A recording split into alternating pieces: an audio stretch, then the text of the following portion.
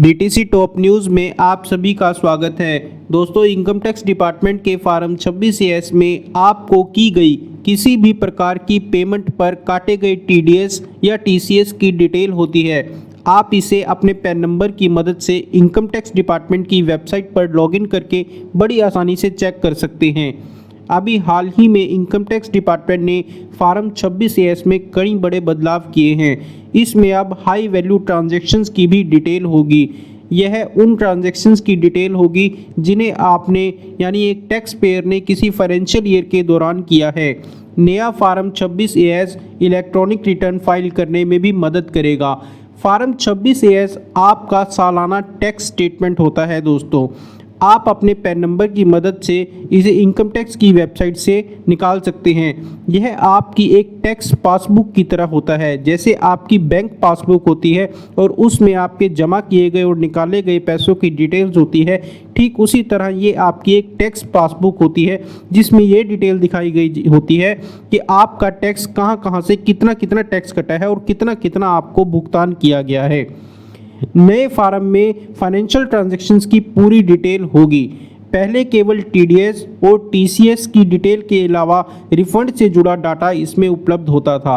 अब इसमें financial year के दौरान सरकार को चुकाए गए टैक्स और अन्य सोर्सेज पर टैक्स की कटौती के अलावा यानी टीडीएस के अलावा खास जानकारियां जो आपकी फाइनेंशियल ट्रांजैक्शन से जुड़ी हुई होगी, उन सभी डिटेल्स भी वह सभी डिटेल्स अब इसमें अवेलेबल होगी। तो बने रहिए हमारे इस यूट्यूब चैनल पर। और दोस्तों, इसी प्रकार की जानकारियों के लिए हमारे चैनल को सब्सक्राइब करना मत भूलिएगा। चलिए बढ़ते हैं और डिटेल में जानते हैं कि क्या क्या चेंजेस किए गए हैं फॉर्म 26A में। दोस्तों, अब इसमें शेयर मार्केट से रिलेटेड यदि आप कोई भी ट्रांजैक्शन करते हो, शेयर की खरीदारी करते हो या बेचते हो, या रियल एस्टेट आदि की खरीद या बिक्री करते हो, या बैंक ड्राफ्ट को कैश में पेमेंट करते हो, बैंक ड्राफ्ट के लिए आरबीआई के प्रीपेड इंस्ट्रूमेंट जैसे mobile wallet, cash deposit, credit card बिलों की पेमेंट, फिर चाहे आपने वो कैश की हो या अन्य किसी तरीके से, अब इसमें हर प्रकार की ट्रांजैक्शंस की डिटेल को ऐड किया जाएगा। इन बदलावों को शामिल करने के लिए फाइनेंस एक्ट में बदलाव किया गया है। मई में सीबीडीटी ने यानी central board of direct taxes ने नया फॉर्म नोटिफाई किया था। इसमें टीसीएस और टीडीएस का ब्यौरा शामिल था। अब इसमें प्रॉपर्टी और शेयर ट्रांजैक्शन की भी जानकारी होगी। साथ ही यदि आप किसी फाइनेंशियल ईयर में कोई हाई वैल्यू ट्रांजैक्शन करते हो तो उसकी डिटेल भी इसमें ऑटो पॉपुलेटेड होगी, यानी वो अपने आप इसमें रिफ्लेक्ट होगी। नया फॉर्म 26A में इसकी भी जानकारी होगी कि साल के लिए आपको टैक्स रिफंड दे दिया गया है या नहीं।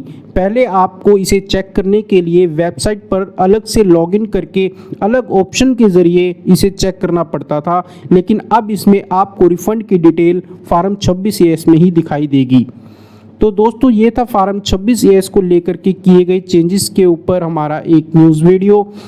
इसी तरह की जानकारी के लिए और डेली रोज़ाना नई न्यूज़ अपडेट्स के लिए, बिजनेस से जुड़ी और अन्य आपके जीवन से जुड़ी हर प्रकार की न्यूज़ के लिए हमारे चैनल को सब्सक्राइब करिए दोस्तों। और यदि वीडियो अच्छी लगी हो तो इसे लाइक और शेयर ज़रूर करिएगा। थैंक यू सो मच दोस्तों। जय हिंद, जय भारत।